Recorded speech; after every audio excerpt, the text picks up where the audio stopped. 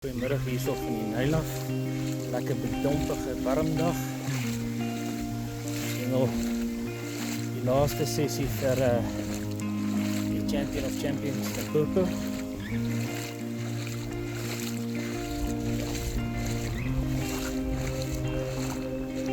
Met Beenmaat vandag is Dani.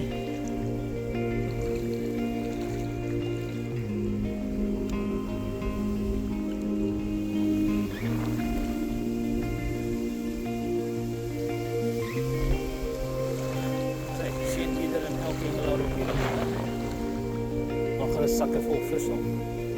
Groot ons en ons groot Engelse vader.